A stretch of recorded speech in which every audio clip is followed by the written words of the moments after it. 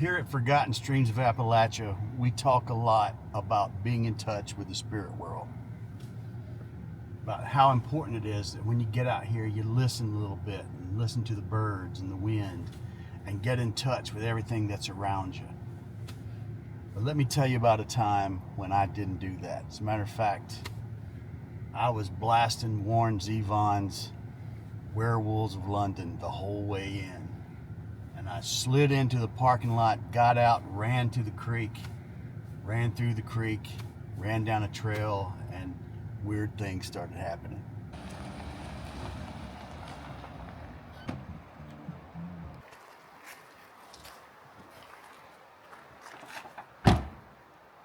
So there I was. I slid into the parking lot, blasting Werewolves of London, and I wasn't ready for what I was about to experience out here. Usually, when I come out here, like, I take a little time, I sit down on a rock, sit down somewhere, and just let everything come to me. When you do that, the rustle in the leaves gets louder. You hear birds chirping.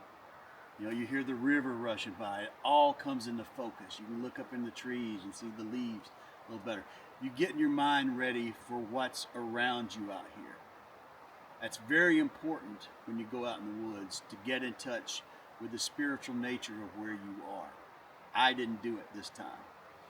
And the implications, although not really that dangerous, they could have been, were funny in retrospect.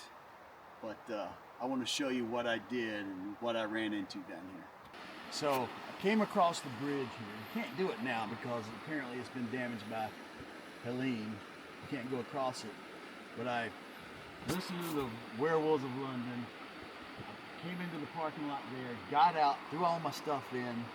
Didn't take any time to look at my surroundings. Got into the creek right here where I can generally catch a fish right there. One or two, and then I mosey on home. My idea was to go down the creek and fish down in the more remote section down here. So I came across there, came up here and got on the trail and started walking that way. And that's where the fun began. So it was right about here. I'm still humming Werewolves of London in my mind. I start noticing larger than normal deer tracks. You can't see them right now because all the leaves and all the blowdown we've got from Helene. But there was a lot of really large deer tracks, and I should have known better, but it wasn't deer tracks what I was looking at. It wasn't. So I decided to keep following these larger deer tracks down here. Still, I wasn't where my mind should be. So there you have it. I'm not in the spirit world. I make my way down through the trail. I'm following a big animal. I'm thinking it's a big deer. The water's up right here. So I make my way across to the far bank. I'm concentrating on the rocks. I'm trying to get across there, make it across, put my foot up on that bank over there, and I run face to face with an elk. And when I looked up and saw this big female elk looking at me, I could see the hairs on her nose, around her nose. She was wearing a big collar, a tracking collar that they have out here in Cataloochee Valley. And we just stared into each other's eyes. And after about 10 seconds, it got awkward. And she was not worried about me. She was chewing her cud. She was probably down here, got away from her herd so she can have a baby. I don't know. But I walked right past her, and I could have petted her. She didn't even move.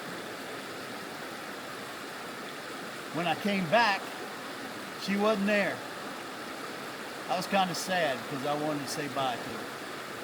So before you take a step into places like this, take the time, get in touch with the spirit that's alive and well in these forests. It might save you.